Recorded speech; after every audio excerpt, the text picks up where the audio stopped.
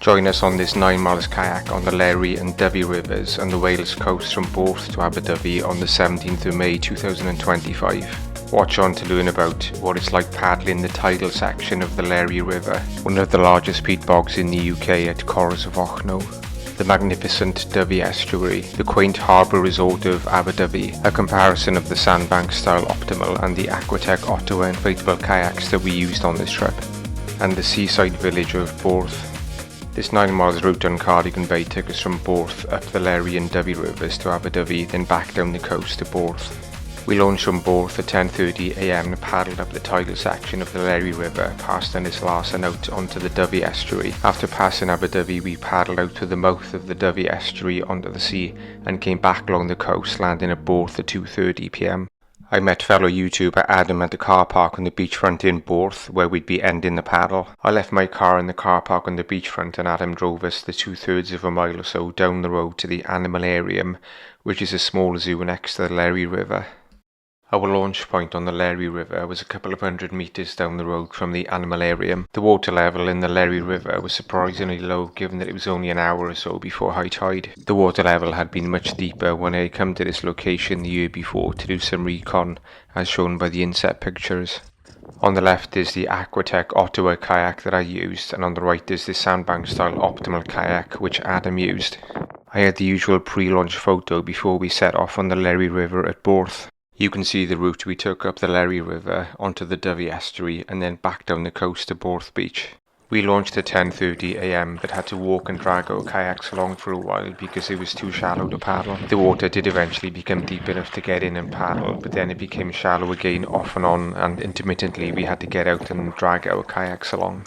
Finally, about half a mile from our launch location, the water became consistently deep enough for us to paddle without having to get out again to drag our kayaks. Surprisingly, the incoming tide still seemed to be flowing up the Leri River against us, even though it was only about half an hour or so before high tide by now. With hindsight, we probably launched a bit early because I was working off the high tide time for Aberdovey, which is near the mouth of the Dovey River. While it was high tide at Aberdovey at 11:51 am on the day of our paddle, it was probably not high tide until at least half an hour or so later on the Leri River, which is several miles inland. As well as having to paddle against the tide, which was still coming in, the wind was also blowing strongly from the north against us as we paddled downstream the Leri River. This made it quite hard going, and if we stopped paddling at all, then we would almost instantly start to be pushed backwards upstream by the current and the wind. We'd had to leave the skegs off our kayaks when we launched because the first section of the river was so shallow, and this meant that our kayaks did not track very well.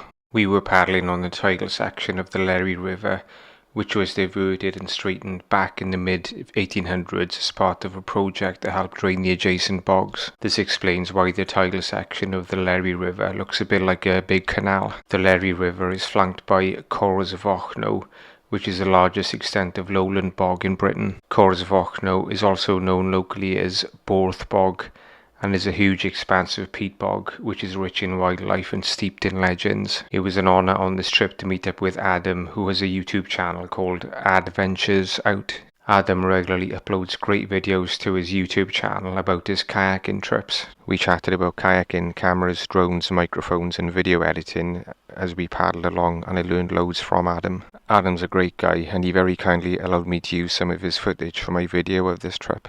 Check out Adam's YouTube channel Adventures Out for videos of his kayaking trips, plus his caravanning and other outdoor activity adventures. Ahead of us, the road and rail bridges over the Leri River at Ynys crept into view. This was my first paddle on the Leri River, which is an interesting and unusual waterway which enjoys the backdrop of some stunning scenery. The vast expanse of the Cors Fochno peat bogs stretched towards the Dovey estuary, which wound its way inland with the mountains of the Snowdonia National Park and the Cambrian Mountains in the distance. We saw a red kite, which at the time we mistook for an osprey, since there is an osprey sanctuary nearby and they're a fairly common sight in this area. Canada geese and other wildfowl watched us from the banks with curiosity as we paddled past. We approached the railway bridge over the river at Ynys, and I vaguely recall there being a bit of a weir underneath the bridge. However, since it was now just before high tide, The water was deep enough for us to clear whatever weir there was under the railway bridge. My plan had been to paddle out onto the Dovey estuary near to high tide, so we'd have no issues with sandbanks and would then also have the benefit of the outgoing tide as we paddled out of the mouth of the estuary and then down the coast back to Borth beach. We then paddled under the road bridge at Ynyslas, a bridge that I'd driven, walked and cycled over previously, but this was the first time that I'd paddled underneath it. We approached Ynyslas boatyard, which is on the Leri River, near to where it joins the Dovey estuary. The West Wharf boatyard at Ynyslas has a history dating back to the 19th century. Today the boatyard is still a functioning business, offering boat storage, slipway launching and repairs, and has a 16-ton slipway hoist. We stopped on the bank briefly to fit the skegs onto the hulls of our kayaks, and straight away noticed an improvement in tracking. We paddled out of the Leri River and onto the Dovey estuary at Ynyslas. Ynyslas is part of the Dovey National Nature Reserve. This 2,000 hectare reserve also includes the Dovey estuary and Cors Fochno. We paddled past the car park on the beach at Ynyslas Nature Reserve. I'd parked here and launched onto the Dovey estuary a few times previously. The Dovey River flows into Cardigan Bay at Aberdovey.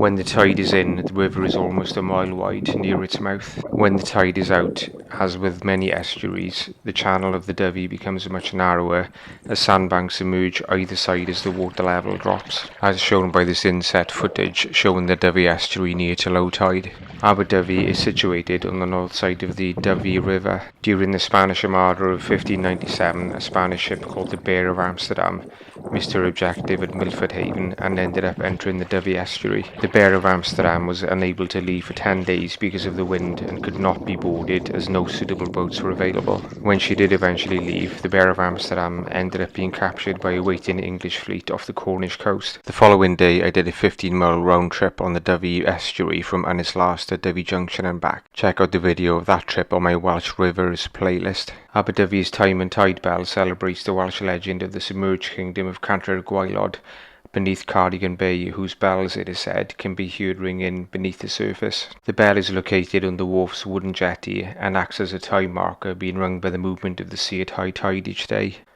We paddled close past Aberdovey beach, which was busy with people enjoying the weather. We paddled out through the mouth of the Dovey estuary and onto Cardigan Bay for the return leg of this almost circular route. The Dovey estuary has a well-known bar or sandbank at its mouth, and I wanted to avoid this since the shallow water there can be quite rough at times when the tidal currents run over it. The bar can be seen in this drone footage from a few days later near to low tide when the sandbanks were exposed. Adam and I were paddling out of the mouth of the estuary about an hour after high tide, when the water levels were much higher, and we swung south in the channel between the bar and the beach as shown by this arrow. On the right of picture in the distance you can see the rough water out over the bar at the mouth of the estuary. We paddled southwards down the coast and Cardigan Bay past the sand dune backed Borth sands. It was a fairly flat and calm sea, consistent with the sea swell forecast from surfforecast.com, which predicted swells of only 0.1 metres or so. The wind was about 15 miles per hour from the northwest, so was blowing down the coast behind us as we paddled back towards Borth. The outgoing tide was also running southwards, so the return leg from Aberdovey to Borth was a lot quicker than the outgoing leg from Borth towards Aberdovey. Adam was using a sandbank style optimal inflatable kayak, which is similar to the Aquatech Ottowa kayak that I was using, since they are both clamshell shaped full drop stitch inflatables. I've done a full review of the tandem version of the sandbank style optimal kayak and also of the solo version of the Aquatech Ottowa kayak on the product reviews playlist of my channel. They are both very stable and dependable kayaks. The Sandbank's Optimal comes with better quality accessories, including a seat with a padded seat base, and it also comes with a 5-year warranty, which is excellent. On the water, the Aquatech Ottowa and the Sandbank's Optimal handle similarly, but the Sandbanks has a ridge along its keel, which helps with tracking, as you can see in this photo showing the hulls of the two kayaks side by side. Borth is a seaside resort with a long beach about 7 miles north of Aberystwyth. Check out the video of my Borth to Aberystwyth kayak on my Wales Coast playlist. At 4:30 PM we landed on the beach at Borth after a great paddle which had taken us along the Leri River, the Dovey estuary and Cardigan Bay. If you enjoyed the video then please give me a thumbs up and consider subscribing by clicking on the left below. Click on the right below to be taken to the playlist of videos of my other trips around the Wales coast.